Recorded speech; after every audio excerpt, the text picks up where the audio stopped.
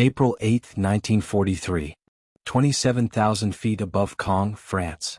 The oxygen mask couldn't hide Oberleutnant Ralph Hermiken's smirk as he watched the ungainly silhouettes climbing laboriously toward his formation through the crystal-clear canopy of his Faller Wolf 190A5. The veteran ace of Jagdgeschwader 26 studied the American fighters making their combat debut over occupied Europe. "Die armies have sent us flying milk bottles," he transmitted to his wingman, unable to suppress his laughter at the sight of the massive Republic P-47 Thunderbolts struggling for altitude. Below them, 16 P-47C Thunderbolts of the 4th Fighter Group lumbered upward in tight formation, their 2,000 horsepower Pratt & Whitney R2800 double Wasp engines straining against their 7-ton weight. To German pilots accustomed to the sleek Spitfires and nimble Soviet fighters, these corpulent American machines appeared almost comical. Barrel-shaped fuselages topped with greenhouse canopies, wings that seemed too small for their massive bodies, propellers that dwarfed anything in the Luftwaffe inventory. What Hermisen didn't know, what none of the German pilots circling like wolves above could have imagined, was that they were witnessing the arrival of the weapon that would systematically destroy the Luftwaffe's fighter arm.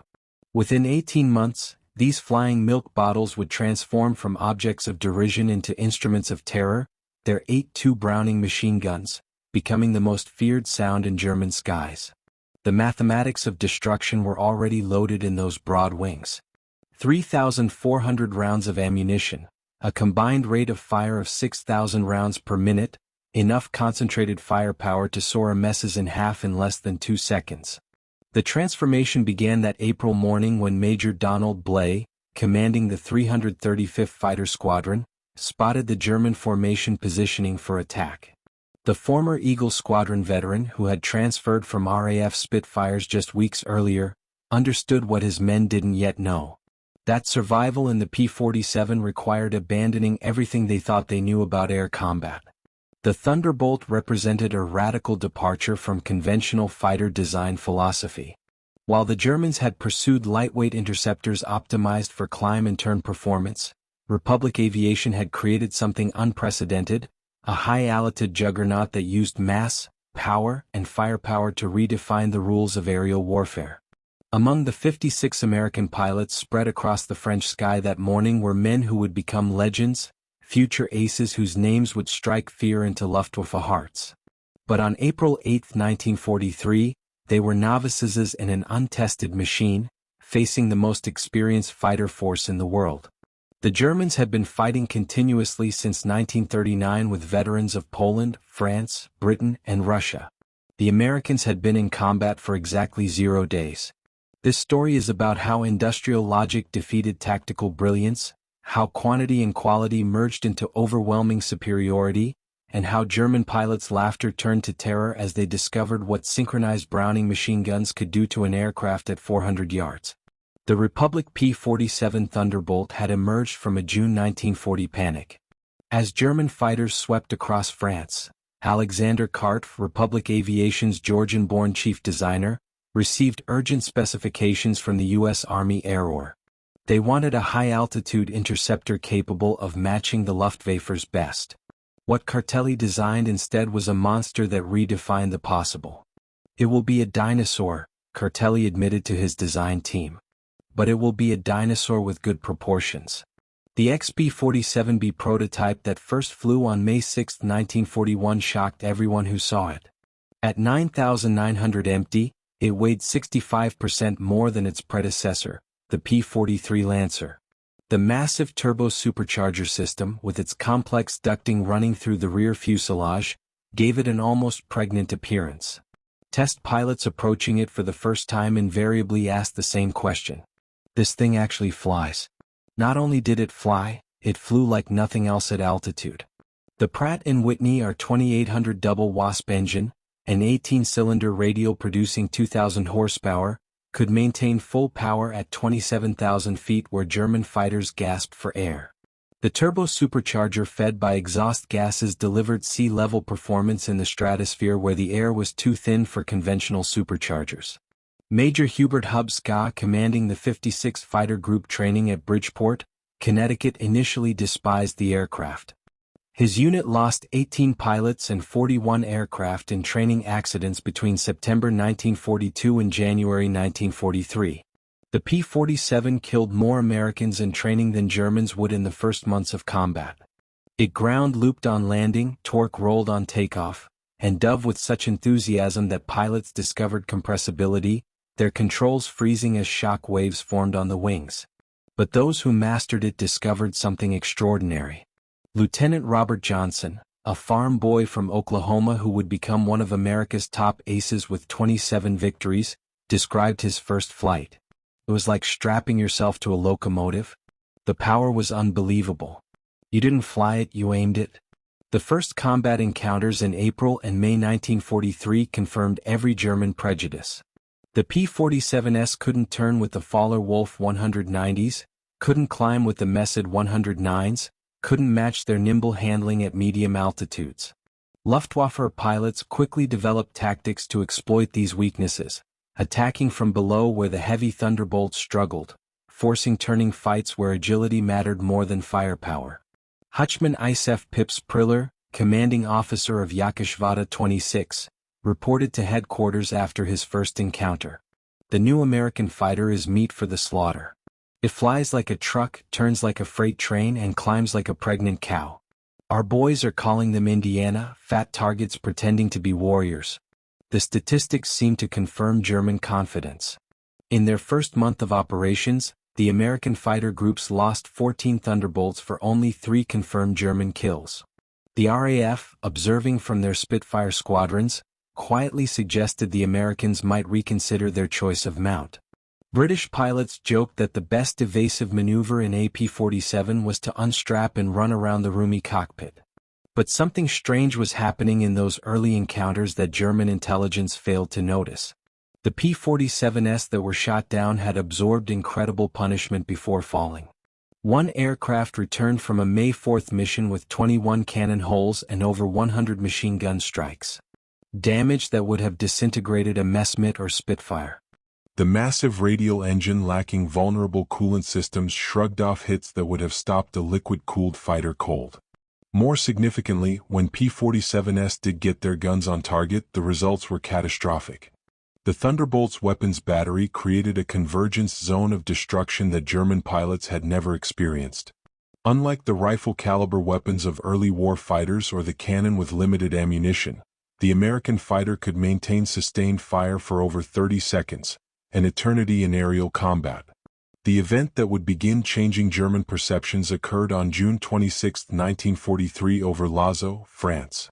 It involved 2nd Lieutenant Robert S. Johnson of the 61st Fighter Squadron and an encounter that would become legendary on both sides of the conflict. Johnson's formation of 48 P-47s was returning from escort duty when they were bounced by 16 Faller Wolf 190s from 2/AGS 26 led by Headman Wilhelm Ferdinand Galland, younger brother of the famous Adolf Galland. The Germans executed a perfect attack, diving from the sun with overwhelming speed advantage. Johnson's Thunderbolt flying at the rear of the formation was caught in the crossfire of multiple attackers, taking catastrophic damage in the first seconds of combat. 2,120 mm cannon shells exploded across his aircraft. The canopy shattered, hydraulic fluid sprayed into the cockpit, the engine cowling was torn away, and fire erupted behind the instrument panel. Johnson, wounded in the nose and leg by shrapnel and bullet fragments, tried to bail out, but discovered the canopy was jammed. A 20 mm shell had exploded in the canopy track, welding it shut. He was trapped in a dying aircraft at 27,000 feet. What happened next defied every assumption about combat damage tolerance. Despite having no forward visibility through the oil-covered windscreen, a barely functioning engine that shook violently and controls that responded only intermittently, Johnson managed to level the aircraft and point it toward England. The P-47 continued flying with damage that would have reduced any other fighter to falling debris. Then it got worse. A lone Focke-Wulf 190 flown by an unknown pilot from 2/JG-26 discovered the crippled Thunderbolt limping toward the channel at less than 170 miles per hour. Historical research has never definitively identified this pilot, though several names have been proposed based on German combat reports from that day. What followed was one of the most extraordinary encounters in aerial warfare history. The German pilot positioned himself behind Johnson's P-47 and opened fire with his 420mm cannon and two 13mm machine guns. Johnson, unable to evade, could only huddle behind his armor plate and pray. The Thunderbolt absorbed the entire cannon ammunition load. Then the German repositioned and fired again, this time with only his machine guns. The cannon ammunition exhausted, the German pilot pulled alongside, staring in disbelief at the flying wreck. Johnson could see his face clearly, young, blonde, his expression shifting from confidence to confusion to something approaching fear. The German repositioned and emptied his remaining machine gun ammunition into the Thunderbolt. Still it flew. He pulled alongside again, shook his head in apparent amazement, gave an informal salute and peeled away, presumably out of ammunition. Johnson's P-47 landed at Manston with its engine failing on the runway. The crew chief stopped counting bullet holes after reaching 200. One cannon shell had exploded inches from Johnson's head. Another had detonated against the armor plate behind his seat. The engine had taken direct hits. The control cables were partially severed. 3 of the 4 main longerons, the structural backbone of the fuselage, were shot through. Yet the aircraft had brought him home. The survival of Johnson's aircraft sent shock waves through both air forces. American engineers studying the wreckage realized they had underestimated their own creation. German intelligence receiving combat reports from 2nd Section of Jagdgeschwader 26 initially refused to believe it. No aircraft could absorb that much punishment, but testimony from multiple pilots confirmed the impossible. The Thunderbolt had taken everything the Luftwaffe's best fighter could deliver and survived. By July 1943, American pilots were learning to exploit the P-47's true strengths. Lieutenant Colonel Hubert Zena, the 56th Fighter Group commander, had discovered the secret through brutal trial and error. Don't turn with them. Don't climb with them at low altitude. Use your weight. Use your power. Use your guns. The Thunderbolt's massive weight, initially seen as a disadvantage, became a weapon. In a dive, nothing could catch it. From 30,000 feet, a P-47 could reach 550 miles per hour, faster than any German fighter could achieve, even in a vertical dive. This speed could be converted to altitude in a zoom climb that left pursuing fighters helplessly behind. Captain Walker Bard Mahurin, who would become one of the first American aces in Europe, developed what became known as the boom and zoom tactic, though pilots called it the Thunderbolt turkey shoot. Instead of engaging in traditional dogfights, P-47 formations would climb to 30,000 feet, higher than German fighters could effectively operate. When Luftwaffe fighters appeared below, the Thunderbolts would roll inverted and dive, reaching speeds that made deflection shooting impossible for defending Germans. At the bottom of these dives, the American heavy machine guns would speak. German pilots who survived described it as facing a wall of lead. The combined firepower creating an impenetrable zone of destruction. Aircraft caught in this convergence pattern didn't just fall, they disintegrated. The true revelation of American firepower came during the August 17, 1943 dual raid on Schweinfurt and Regensburg, the deepest penetration into Germany attempted to that date. This mission would demonstrate both the P-47's limitations, its range even with drop tanks, and its terrifying effectiveness when employed properly. Major David Schilling, leading the 62nd Fighter Squadron, encountered a formation of Messerschmitt 110 destroyer aircraft positioning to attack B-17s with their heavy cannon and rocket armament. The twin-engine German fighters, heavily armed but less maneuverable, were the Luftwaffe's specialized bomber killers. Schilling's flight of 4 Thunderbolts rolled into their attack dive from 28,000 feet. Unifizier Heinrich Roth, a gunner in one of the Mi-10s who survived, later recounted in AP interrogation. The American fighters came down like hammers from heaven. I opened fire at 800 m. Good hits. I saw them strike the fighter's wing. The P-47 didn't even wobble. Then he fired. The aircraft ahead of us simply came apart. Not shot down, destroyed. Wings separated from fuselage, tail severed, the crew compartment shredded into metal confetti. In 2 seconds, a 110 became nothing. 8 Mess's 100s and 10s were destroyed in less than a minute. The German pilots had never experienced such concentrated firepower. Each P-47 carried 425 rounds per gun, 3,400 rounds total, weighing nearly 900 pounds. At convergence distance, typically set at 300 yards, all 8 guns' ballistic paths intersected in a zone roughly 6 feet in diameter. Anything in that zone faced 100 inches projectiles per second, each traveling at 2,900 foot-pers. The ammunition itself was a revelation of American industrial capacity. While German fighters struggled with limited cannon ammunition, typically 120 to 200 rounds for a 20 mm weapon, American pilots could maintain fire for over half a minute. The standard combat load mixed armor-piercing incendiary, armor-piercing incendiary tracer, and standard ball ammunition in patterns designed to both destroy and ignite. Lieutenant Colonel Francis Gabby Gabreski, who would become the top American ace in Europe with 28 victories, described the effect. When you hit them with all 8, they don't just go down, they explode. I saw a 109 literally cut in half, the tail falling one way, the nose and wings another. The pilot never knew what hit him. By September 1943, the Luftwaffe was discovering another horrifying reality about the P-47. Its performance improved dramatically with altitude while German fighters suffered.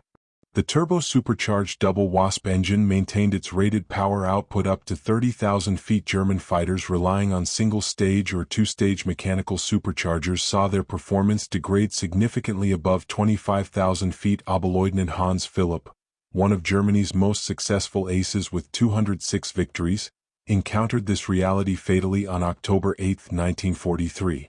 Leading Jagdgeschwader 1 against a B-17 formation at 28,000 foot over Bremen, Philipp found his Faller Wolf 190A6 sluggish and unresponsive in the thin air. The BMW 801 engine, powerful at medium altitudes, was gasping for oxygen nearly 6 miles above the earth. When P-47S of the 56th Fighter Group dove on his formation from 32,000 feet, the German fighters were sitting ducks.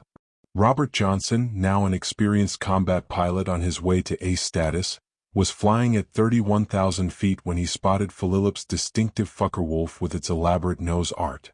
Johnson's combat report was clinical: opened fire at 300 yards, 30 degrees deflection. Observed strikes along entire fuselage. Enemy aircraft exploded. No parachute observed. Philipp's death sent shock waves through the Luftwaffe. If one of their best, a man who had survived over 500 combat missions on both Eastern and Western fronts, couldn't survive against the Thunderbolts, what chance did average pilots have? The German High Command ordered an immediate investigation into the P-47's capabilities. The report delivered to Reich Marshal Hermann Göring in November 1943 was sobering. The Thunderbolt service ceiling exceeded 42,000 feet, higher than any German fighter could reach. Its dive speed approached the sound barrier.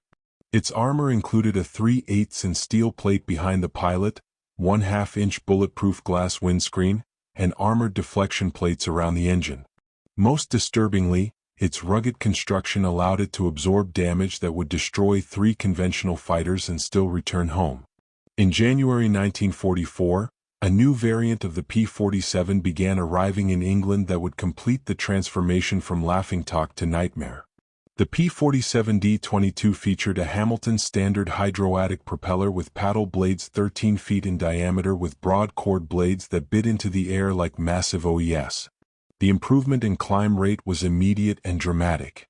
Where earlier Thunderbolts had climbed at an anemic 2,200 feet per minute at sea level, the paddle blade variants could achieve 3,000 feet per minute, matching or exceeding German fighters at most altitudes.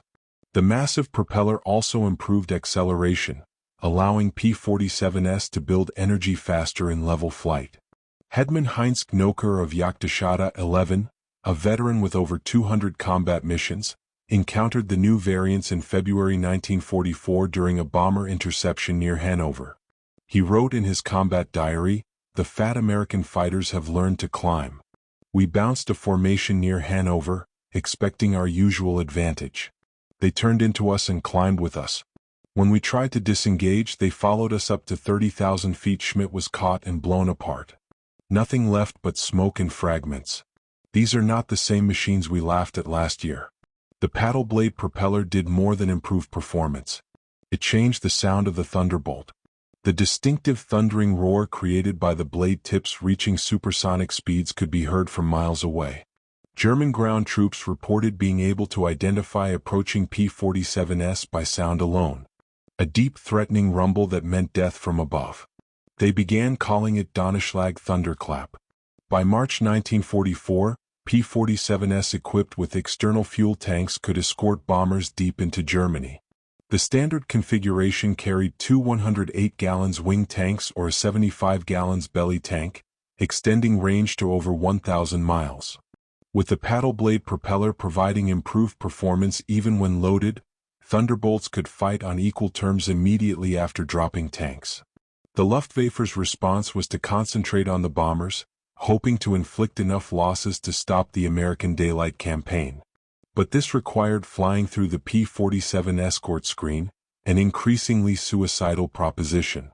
German pilots developed a grudging respect that bordered on fear for the big American fighters. Major Rau, one of Germany's top aces with 275 victories, mostly on the Eastern Front, survived an encounter with P-47s on March 6, 1944 that left him badly wounded. He later recalled in a post-war interview, "We saw them above us, fat silhouettes against the sun. Someone laughed and said, 'Here come the flying pigs.' Nobody was laughing 30 seconds later. They came down like an avalanche, faster than we could react. The first pass destroyed 3 of our fighters, just gone, transformed into burning debris. Their guns didn't fire in bursts like ours. They poured out solid streams of fire. Getting caught in that stream meant instant death." The escort missions revealed another P-47 advantage: endurance. While German fighters operated at maximum power settings that consumed fuel rapidly, the big American radials could cruise efficiently at high altitude. Thunderbolts could remain with the bombers for hours, rotating top cover while maintaining enough fuel for combat and return. As more P-51 Mustangs arrived to take over long-range escort duties in spring 1944, P-47 units increasingly focused on ground attack, a role that would make them the most feared aircraft in the German arsenal. The transition began in earnest in April 1944 as the Allies prepared for the invasion of France. The Thunderbolt's heavy machine gun battery proved equally effective against ground targets. The standard armor-piercing incendiary ammunition could penetrate the top armor of most German vehicles, while the sheer volume of fire could destroy soft targets in seconds. A 2-cond burst put 160 half-inch projectiles into a target area the size of a truck. But it was the addition of bombs and rockets that transformed the P-47 into a true multi-role monster. The D-25 variant could carry 2 1,000-pound bombs under the wings and a 500-pounder under the fuselage, a bomb load equal to early war medium bombers. Later variants added zero-length rocket stubs for 10 5-inch high-velocity aircraft rockets HVRs, each equivalent to a 105 mm artillery shell. Oberst Hans von Luck, commanding the 125th Panzer Grenadier Regiment during the Normandy campaign, experienced P-47 ground attacks firsthand. They came in low, so low you could see the pilots' faces. The sound was terrifying. Engines roaring, rockets screaming. Then the hammer of those heavy machine guns. A column of our trucks simply ceased to exist. 20 vehicles transformed into burning wreckage in one pass. The psychological effect on the men was devastating. They called them JBOs, fighter bombers. But these were something beyond that. They were flying artillery with the accuracy of snipers. On June 6, 1944, the Luftwaffe discovered how completely the balance of power had shifted. Over 500 P-47s provided air cover for the invasion, creating an impenetrable umbrella over the beaches. German fighters attempting to reach the landing zones were massacred. Oberleutnant Wolfgang Fischer of Jagdstadt II, one of only 3 German pilots to reach the beaches that day, reported the sky belonged to the Americans. Thunderbolts were stacked from sea level to 30,000 feet. We tried to break through at dawn. 12 fighters from our grouper. I was the only one to return. The P-47s were waiting at every altitude. You couldn't climb over them. Couldn't dive under them. Their guns turned our fighters into aluminum rain. In the weeks following D-Day, P-47s systematically destroyed German movement in daylight. The statistics were staggering. In June alone, 9th Air Force Thunderbolts claimed 651 locomotives, 3,847 trucks, 512 tanks and armored vehicles, and 4,553 horse-drawn vehicles destroyed. The Wehrmacht was forced to move only at night, severely hampering their ability to respond to Allied advances. The Germans tried everything to counter the Thunderbolt threat. They reinforced vehicle armor, deployed more anti-aircraft guns, developed new camouflage techniques. Nothing worked. The P-47's combination of speed, armor, and firepower made them nearly unstoppable. Even the feared 88mm flak guns struggled to track the fast-moving fighters at low altitude. While devastating Europe, the P-47 was simultaneously proving its worth in the Pacific theater. The 348th Fighter Group operating from New Guinea discovered that the Thunderbolt's qualities were perfectly suited to the vast distances and harsh conditions of the Pacific War. Colonel Neil Kirby, commanding the 348th, developed tactics specifically for the Pacific. On October 11, 1943, Kirby led 4 P-47s against 40 Japanese aircraft over Wewak, shooting down 6 enemy planes himself in a single mission, earning him the Medal of Honor. The Japanese, accustomed to fighting nimble but fragile American fighters, were unprepared for the P-47's combination of firepower and durability. Japanese ace Saburo Sakai, who encountered P-47s over New Guinea, later wrote, "We called them monsters. Our 20mm cannon, which could destroy a P-40 with a few hits, seemed to have no effect. I put dozens of rounds into one Thunderbolt and watched it fly away. Their return fire was terrifying. Streams of heavy bullets that tore aircraft apart." The P-47N developed specifically for the Pacific featured increased fuel capacity with wet wings holding 93 gallons each, extending range to 2,350 miles. This variant would escort B-29s to Japan, proving that the short-legged fighter of 1943 had evolved into a true long-range weapon. Perhaps the ultimate vindication of the P-47's evolution came in its encounters with German jet fighters.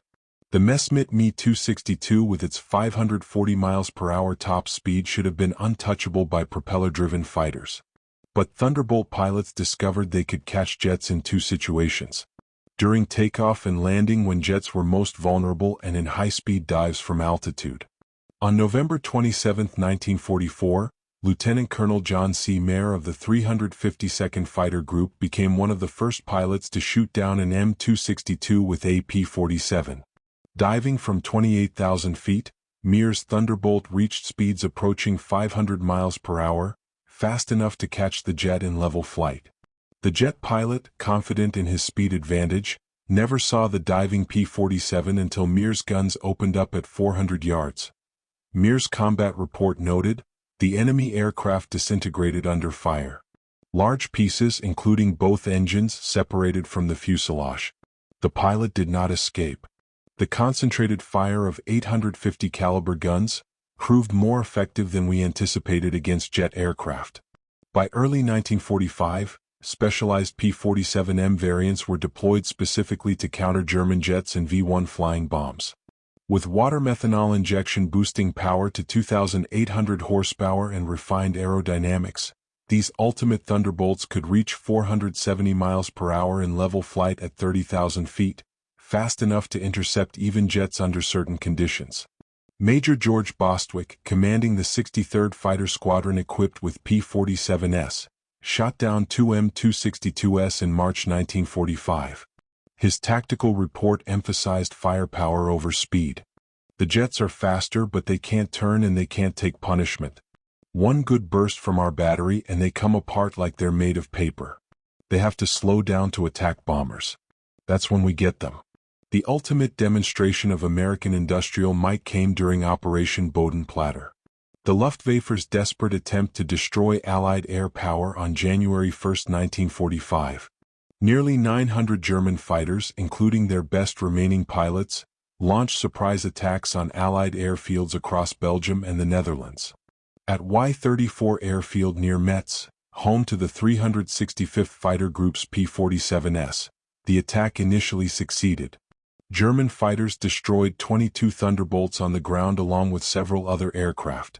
A captured German pilot brought to the command post pointed at the burning aircraft and taunted, "What do you think of that?" Major George Brooking's response became legendary throughout the 9th Air Force. He pointed to the flight line where ground crews were already pushing damaged aircraft aside and preparing hard stands for replacements. "By tomorrow we'll have 40 new ones. How long will it take you to replace your pilots?" The German pilot's smirk disappeared. Within 48 hours, factory-fresh P-47D-40S filled the flight line. Flown in from depots in England, the Luftwaffe lost 271 aircraft and 213 pilots in Boden-Platter, including many irreplaceable instructors and squadron leaders. These losses they could never replace. The Americans lost 134 aircraft total across all attacked airfields, all replaced within a week. The numbers told the story of inevitable defeat. Republic Aviation produced 15,683 P-47S during the war, more than any other American fighter. At peak production, the Farmingdale factory on Long Island completed one Thunderbolt every hour around the clock. The Evansville plant in Indiana, built from empty farmland in 1942, was producing 500 aircraft per month by 1944. Each P-47D required 65,000 individual parts, 8 miles of electrical wiring, 2,000 pounds of aluminum, and 300 pounds of rubber. The engine alone contained 2,400 individual components machined to tolerances of thousandth of an inch. Yet, American workers, many of them women who had never seen an aircraft before Pearl Harbor, assembled these complex machines with precision that exceeded peacetime standards. The ammunition production was equally staggering. Each P-47 sortie required 3,400 rounds of 50 caliber ammunition with hundreds of Thunderbolts flying daily missions. Ammunition consumption exceeded 10 million rounds per month by mid-1944. The Lake City Arsenal in Missouri, one of several ammunition plants, produced 30 million rounds monthly. Each cartridge was manufactured to tolerances measured in 10,000 of an inch, ensuring reliable feeding through the synchronized gun mechanisms. The fuel consumption was enormous. Each Thunderbolt burned 100 gall per hour in normal flight, up to 300 gall in combat with water injection engaged. The 9th Air Force alone consumed over 25 million gallons of aviation fuel monthly by late 1944. All of it shipped across the Atlantic in tankers that were themselves products of American mass production. Even more impressive than aircraft production was pilot training. By 1944, the United States was graduating 30,000 pilots annually from advanced training, more than Germany had trained in the entire war. Each P-47 pilot received a minimum of 400 hours of flight training before entering combat, including 100 hours in advanced fighters. German pilots, by contrast, were entering combat with less than 100 hours total time by war's end. The quality showed in combat. American pilots arrived in Europe trained in formation flying, instrument navigation, gunnery, and tactics. They had practiced against captured German aircraft, understanding their enemy's capabilities and limitations. They knew their aircraft systems intimately, having studied technical manuals that German pilots never received.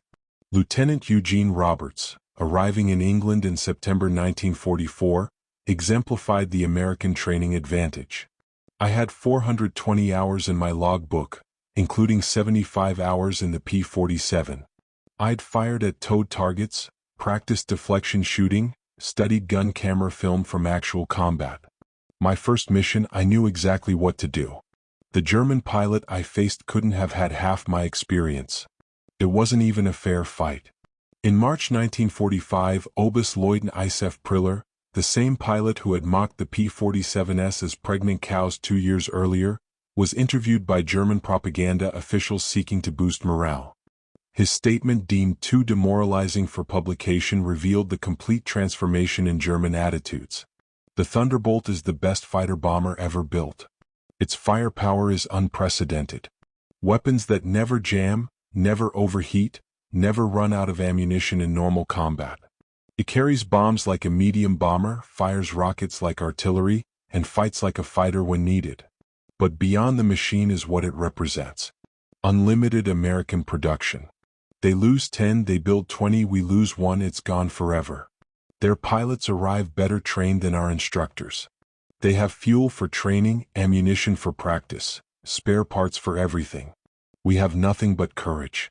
And courage without resources is just delayed defeat. We laughed at them in 1943. We're not laughing now. When you hear those guns, you know death has come calling. The sound haunts us. Mechanical, precise, unstoppable.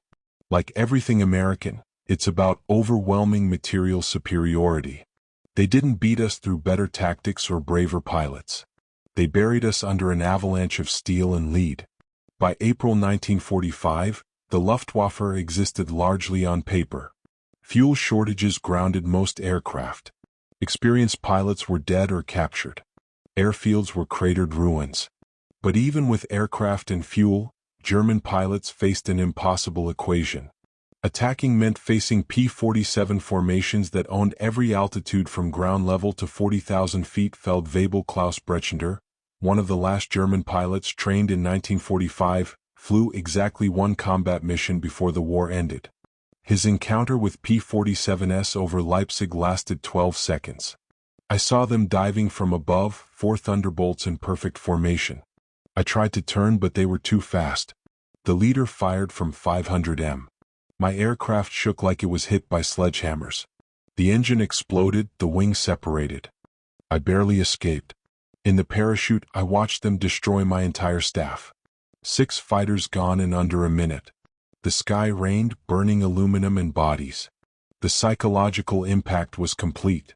German pilots developed what medical officers called jabo fever, physical symptoms of stress appearing when Thunderbolts were reported in the area. Veterans who had faced Spitfires and Hurricanes without fear became physically ill before missions against P-47s. The distinctive thunder of approaching Thunderbolts caused panic among ground troops who knew that survival meant finding cover immediately. The final statistics of P-47 operations defied comprehension. In Europe, 3,752 German aircraft destroyed in aerial combat. 3,315 aircraft destroyed on the ground. 86,000 railway cars destroyed. 9,000 locomotives destroyed. 6,000 armored fighting vehicles destroyed. 68,000 trucks destroyed. 60,000 horse-drawn vehicles destroyed in the Pacific. 697 Japanese aircraft destroyed in aerial combat. 150 aircraft destroyed on the ground. 1,500 vehicles destroyed. 150 locomotives destroyed. Countless barges, ships, and installations. The 9th Air Force alone, primarily equipped with P-47s, flew 213,873 combat sorties, dropped 120,000 tons of bombs, fired 135 million rounds of ammunition, and launched 60,000 rockets. The Thunderbolt units achieved a 4.6 to 1 kill ratio in aerial combat while maintaining the lowest loss rate of any Allied fighter bomber. Behind these numbers lay the human cost. The Luftwaffe lost approximately 28,000 pilots killed in combat against Western Allied forces. Many fell to the concentrated fire of American heavy machine guns. Each loss represented years of training that Germany could never replace. By war's end, the average German fighter pilot had less than 30 hours of combat experience. The average P-47 pilot had over 200. At the Luftwaffe interrogation center at Ober-Ursel, captured Allied pilots were debriefed by German intelligence. The records captured in 1945 revealed German assessments of Allied aircraft. The file on the P-47 updated continuously throughout the war showed the complete reversal of opinion. April 1943. Large, unmaneuverable fighter. Inferior to German types in all performance parameters except dive speed. Machine gun armament insufficient against cannon-armed fighters. Assessment minimal threat. December 1943. Exceptional high-altitude performance. Extreme structural strength. Firepower increasingly problematic. Pilots showing improved tactics. Assessment. Significant threat above 25,000 feet June 1944. Dominant fighter bomber. Superior to all German types above 20,000 feet firepower, devastating against all target types. Structural strength makes shoot-on extremely difficult. Assessment. Critical threat at all altitudes. March 1945. Best fighter bomber of the war. Combination of firepower, durability, and performance unmatched. Pilot quality exceptional. Assessment unsurvivable in direct engagement. In 1985, at a reunion of German and American fighter pilots in Phoenix, Arizona, former adversaries met in peace. General Lieutenant Adolf Galland, former head of the Luftwaffe fighter arm, was asked about the P-47. His response, recorded on video, captured the complete transformation. "We made a terrible mistake in 1943. We saw this big heavy fighter and laughed. The Americans don't understand air combat. We said they built a bomber and called it a fighter. We were the ones who didn't understand. The Americans didn't try to build a European fighter. They built an American one designed around production, firepower, and survivability. They understood that in a war of attrition, the plane that could take punishment and deliver devastating firepower would win. They were right. The first time I flew a captured P-47 after the war, I understood everything. The power was incredible. It climbed like it was falling upward. The cockpit was comfortable. The visibility excellent. The controls precise. It was a pilot's aircraft wrapped in armor. But what really impressed me was realizing that America built over 15,000 of these complex machines while fighting a two-ocean war. Each one required an engine more complex than anything Germany produced. Yet they built them faster than we could build simple fighters. That's when I knew we never had a chance. Those guns, we called them Roosevelt's piano because of the sound they made. Once you heard that sound, you never forgot it. Many of my friends heard it for the last time. The P-47 didn't just defeat the Luftwaffe, it destroyed it. The P-47's design represented American industrial philosophy perfectly. Brute force engineering backed by unlimited resources. Every component was overbuilt, overpowered, and over-engineered. The wing spars could support 40,000 pounds, 3 times the aircraft's loaded weight. The engine mount could withstand 12 G-forces. The control cables were doubled throughout with automatic backup systems. The ammunition feed system alone was a marvel of engineering. 8 separate ammunition boxes, each holding 425 rounds, fed through electric boost motors to prevent jamming during hygiene maneuvers. The guns were electrically heated to prevent freezing at altitude. Each gun had its own charging mechanism and could be individually synchronized. The convergence was adjustable from 150 to 400 yards, allowing pilots to optimize for their preferred engagement range. Even after the war, some German veterans maintained that the P-47 won through quantity, not quality. That German fighters were technically superior but overwhelmed by numbers. The combat records tell a different story.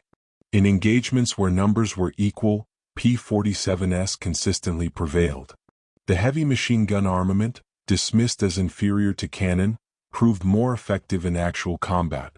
Analysis of gun camera footage revealed why cannon shells, while individually more destructive, required precise aim and had limited ammunition, typically 120 to 200 rounds total.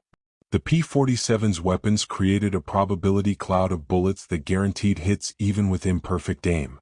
At typical engagement ranges, a two-con burst put at least 20 rounds into a fighter-sized target, enough to ensure destruction. The ammunition itself was superior. American .50 caliber armor-piercing incendiary rounds used a delayed action fuse that ensured penetration before detonation. The incendiary compound burned at 3,000 degrees Fahrenheit, hot enough to ignite aluminum structure. German 20mm shells, while heavier, often exploded on surface contact, causing spectacular but sometimes superficial damage. The P-47 Thunderbolt remains the heaviest single-engine piston fighter ever mass-produced. Its empty weight of 10,000 pounds exceeded the gross weight of some twin-engine fighters. Its engine produced more power than entire bomber formations from the previous war. Its weapons delivered more firepower than a squad of infantry. Yet it was built by the thousands, flown by kids barely out of high school, and maintained under combat conditions by mechanics who learned their trade in weeks. The transformation of German opinion from mockery to terror took less than 2 years. In that time, the flying milk bottle became the most feared aircraft in the Luftwaffe's experience. Veterans who had faced Spitfires, Hurricanes, and Soviet Yaks without flinching spoke of P-47s in hushed tones decades after the war. At the United States Air Force Museum in Dayton, Ohio, a restored P-47D sits among other legendary fighters. Its placard lists specifications and battle honors, but the real story is told by a small display case containing spent .050 caliber shells and a strip of gun camera film showing a Folly Wolf 190 disintegrating under fire.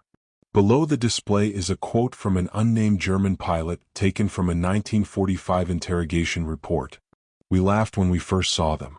Fat, ugly American fighters that couldn't turn, couldn't climb, couldn't fight. We stopped laughing when we realized they didn't need to turn or climb. They just pointed those guns at you and you ceased to exist." The laughter died with our comrades. The P-47 Thunderbolt entered combat as an object of derision and ended the war as an instrument of annihilation. In between, 8 synchronized Browning machine guns rewrote the rules of aerial warfare and buried the Luftwaffe under an avalanche of lead. German pilots had laughed at the ungainly American fighter in April 1943. By May 1945, there were no German pilots left to laugh. The thunder had spoken and the sky belonged to America.